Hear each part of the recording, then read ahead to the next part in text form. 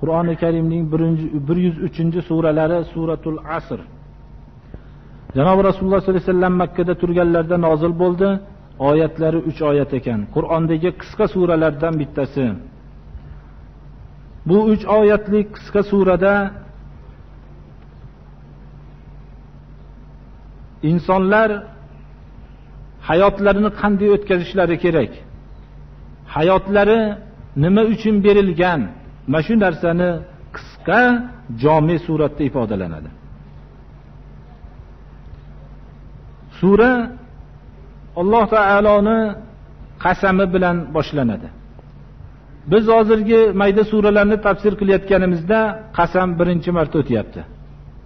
Qasam shuni bildiradiki, nima narsaga qasam ichilayotgan bo'lsa, ana shu narsaninga e'tibor berilmoqligi kerakligini, yo e'tiborli narsa ekanligini, yo buyuk narsa ekanligini ifodalaydi. Mana boshqa suralarda vash-shamsi va duhaha, oftobga Alloh qasam ichyapti. Ya'ni oftobning qanchalik insonlar hayotida mo'tabar narsa ekanligiga ishora qilinyapti. Oftobning qanchalik mo'tabarligini bandalar har qancha ma'lumotlar bo'lsa ham baribir uni oxiriga yetkiza olmasligi. Masalan, la uqsimu bihadal balad, Janob Rasululloh sollallohu alayhi vasallam tug'ilgan shaharga qasam ichilyapti bu yerda. Nima uchun? Bu shahar Makka-i Mukarrama qiyomatgacha bo'lgan bashariyatning dinini tarqalgan maydonning markazi bo'ldi bu yer. Mana shu markazdan tarqalgan din bilan odamlar o'zlarining odam ekanligini eslarga olishdilar. Ilgari hammalari Allohning huzurida teng ekanliklarini tasavvur qilish olmasdilar. Zulm, adolatsizlik hammasi dunyoda to'la edi.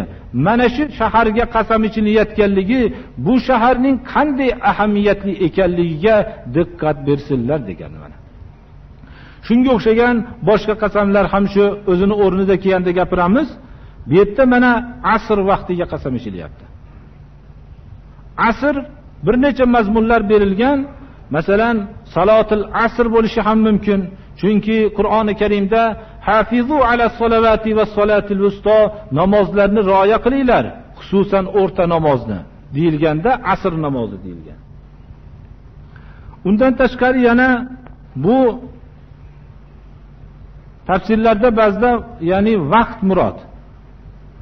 Vaqtning insoniyat hayotida qancha qadrli, qiymatligi ekanligi, shunga diqqat berilishlik kerakligi uchun Alloh taolo asr, ya'ni vaqtga qasam ichyapti.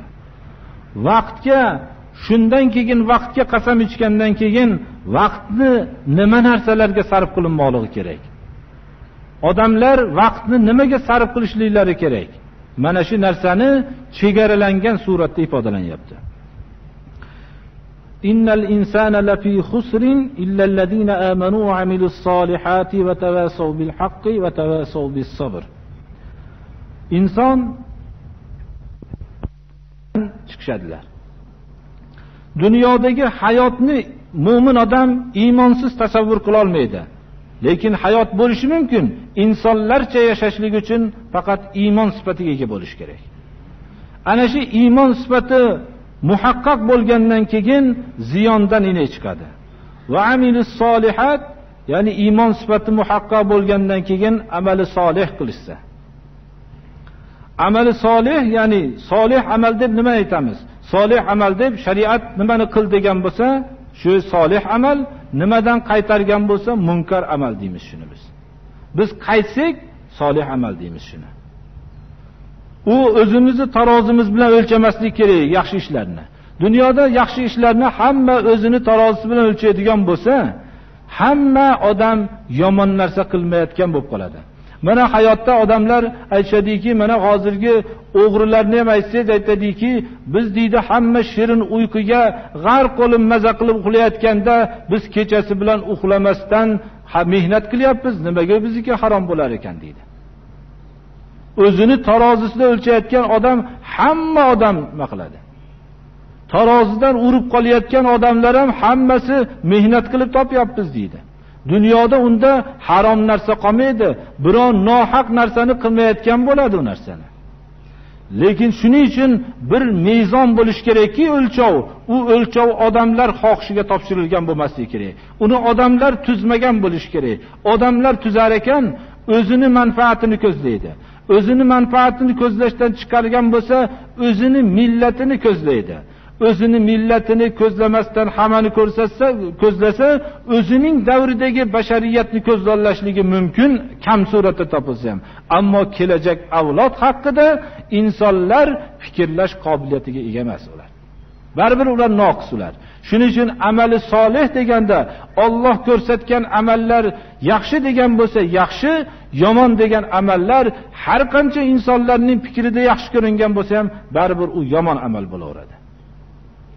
Shuning uchun amali solih qilayotganda shu yaxshi amalni yana shu yerda ta'kidlab o'tishimiz kerakki, yaxshi amal bo'lishligi uchun iymon sifati topilgan bo'lish kerak. Iymon sifatiga ega bo'lmagan odamning yaxshi amali bo'lmaydi. Mana bizga ham ba'zi nimalar yetib qoladiki, mahallamizni mana asfalt qilish berdi, palonchi, bunaqa, unaqa degan gaplar bor. Suv tushirib berdi, palonchi mana qilib berdi. Lekin iymon sifatiga ega bo'lmasa, biz uni amali solih demaymiz u narsani.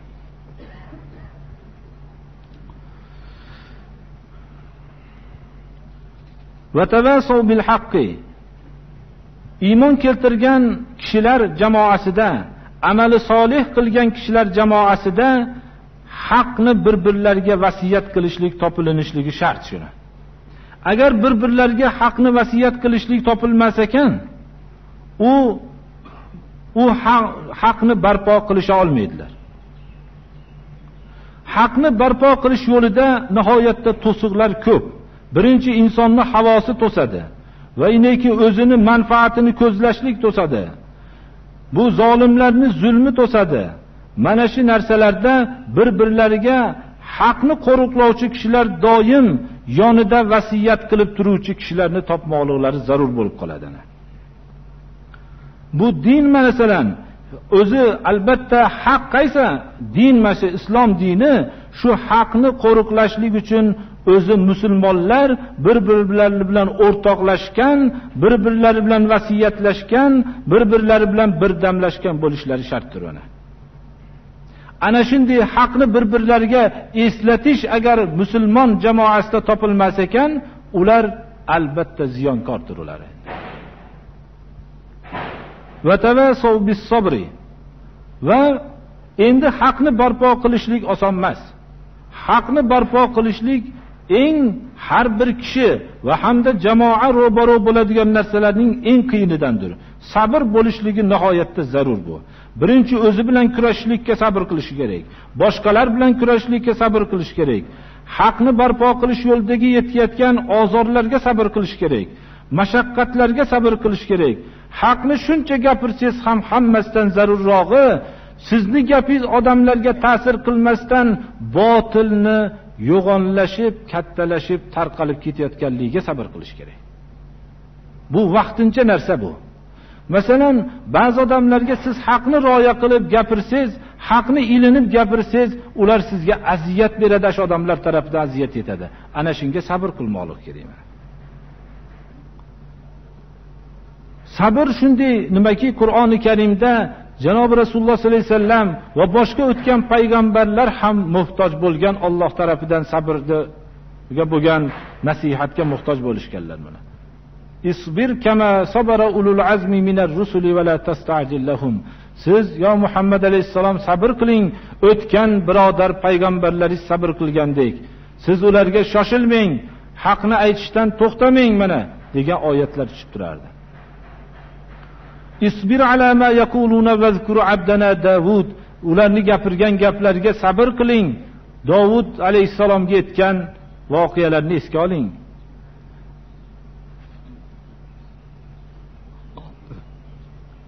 Wasbir va la takun ka sohibil hut. Mana siz sabr qiling. Bu Yunus alayhisalomga o'xshagan bo'lmang deyapti Alloh taolo. Qarang. Yunus alayhisalom ulug' payg'ambarlardan edi. Bu kishi da'vat qiluvdilar, xalqni da'vat qiluvdilar, da'vatlarini qabul qilishmadi.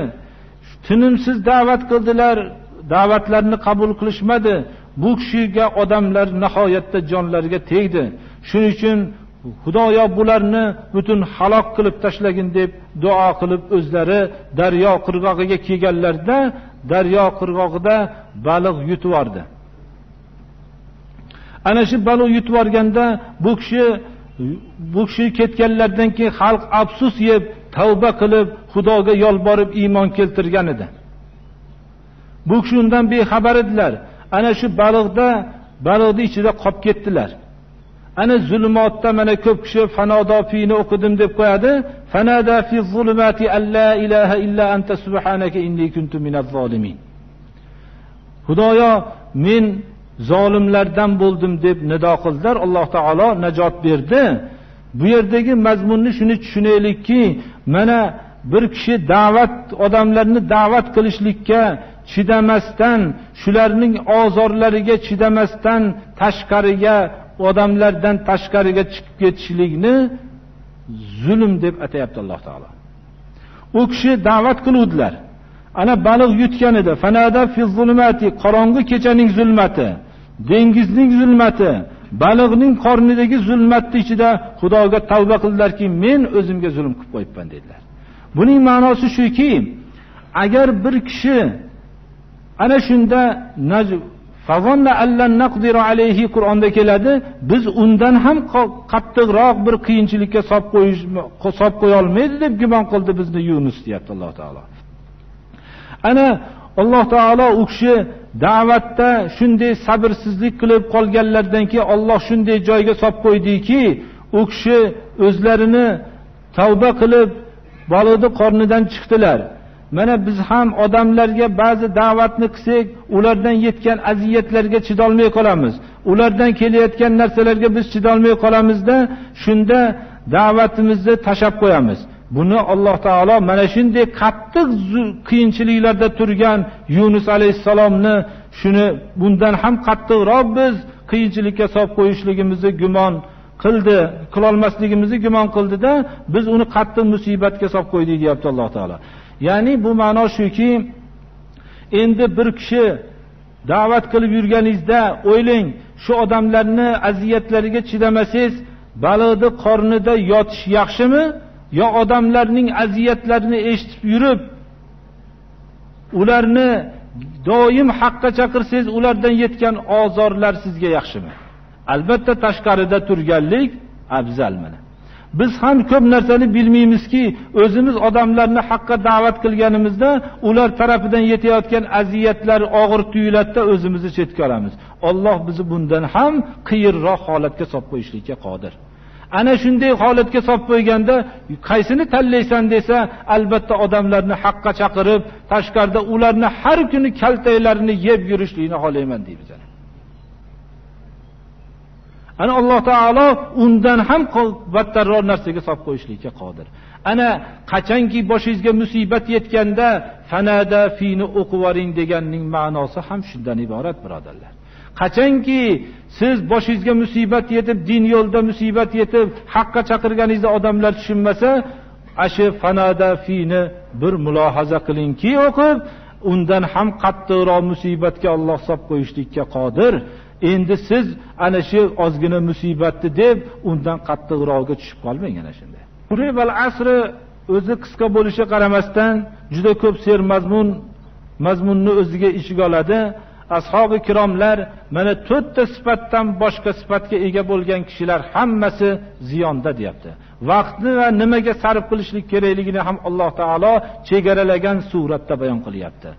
Shuning uchun ashabi kiromlar bir-birlari bilan uchrashib, gaplashib, suhbatlari tamom bo'lganda bir-birlariga qarab shu val asr surasini o'qishib, bir-birlarini iymon keltirishlikka va amali solih qilishlikka va bir-birlari nohaq ishni ko'rganda haqqa vasiyat qilishlikka, haqqa vasiyat qilishib, haqni barpo qilish yo'lida yetgan musibatlarga sabr qilishlikka bir-birlarini chaqirishib, shu val asr surasini o'qishib xayrlashar ekanlar.